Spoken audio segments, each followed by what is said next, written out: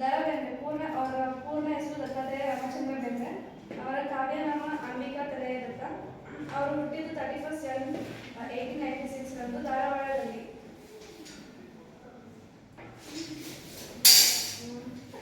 ಪುಣೆಯ ಗೋರ್ಗಸನ್ ಕಾಲೇಜಿನಲ್ಲಿ BA ಪದವಿ, ಆನಂತರ MA ಶಿಕ್ಷಣ, ಹೈಸ್ಕೂಲು ಅಧ್ಯಾಪಕರಾಗಿ ಜೀವನ.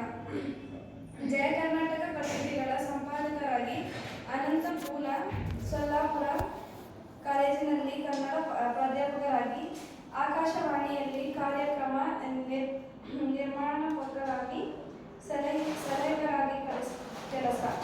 ಕೃಷ್ಣಕುಮಾರ ಉಯ್ಯಾಲೆ, ಸಖಿಗೀತೆ, ಗಂಗಾವತರಣ, ಅರಳು ಮರಳು, ಹೃದಯ ಸಮುದ್ರ, ನಾಲ್ಕು ತಲುಪಿ, ತಾ ಲೆಕ್ಕಣಿಗೆ, ಕಾಗೌತ ಕವನ ಸಂಕಲನಗಳು.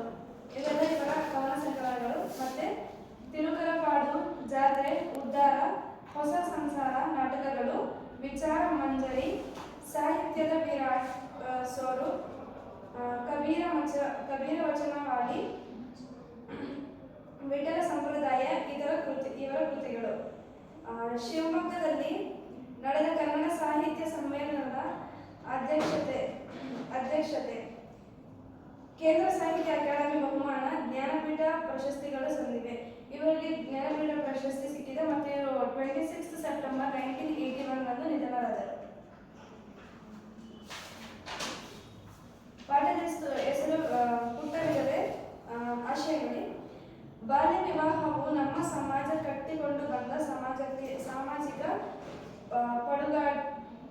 ಪಿಡುಗಾಗಿದೆ. ಅಪ್ರಾಪ್ತ ವಯಸ್ಸಿನಲ್ಲಿ ಆಡುವ ಮಕ್ಕಳಿಗೆ ಮದುವೆ ಮಾಡಿ ಅವರ ಜೀವನವನ್ನು ಹಾಳು ಮಾಡುವ ದುಷ್ಟ ಪದ್ಧತಿಯಾಗಿದೆ. ಇವರ ವಿರುದ್ಧ ಅನೇಕ ದಾರ್ಶನಿಕರು, ಸಾಮಾಜಿಕ ಚಿಂತಕರು, ಸಾಹಿತಿಗಳು ಧ್ವನಿ ಎತ್ತಿರುವುದನ್ನು ಕಾಣುತ್ತೇವೆ. ಆದರೆ ಏನು ಪ್ರಯೋಜನ? ಮಕ್ಕಳನ್ನು ಹೆತ್ತ ತಂದೆ ತಾಯಿಗಳ ಪರಂಪರೆಯಿಂದ ನಡೆದು ಬಂದು ಸಂಪ್ರದಾಯದ ಆಚರಣೆಗೆ ಹುಟ್ಟು ಬಿದ್ದು ದೇವರು ದಿಂಡಿನ ಭಕ್ತಿಗಾಗಿ ಬಾಲ್ಯ ವಿವಾಹಕ್ಕೆ ದೂಡುವುದು ಅಮಾನವೀಯವಾದುದು.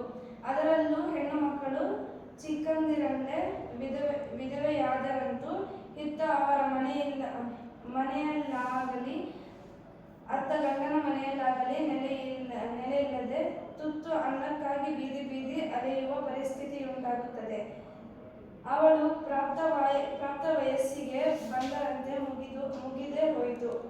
ಅವಳು ಹಸಿ ತುಂಬಿದ ದೇಹವನ್ನು ಬಿಸಿಯಲ್ಲಿ ಬಡಿಸಿ ಬಿಸಾಡಲು ಹವಣಿಸುವ ಕಾಮುಕ ಪುರುಷಕರ ಹದ್ದಿನ ಕಣ್ಣುಗಳಿಂದ ತಪ್ಪಿಸಿಕೊಳ್ಳಾಗದ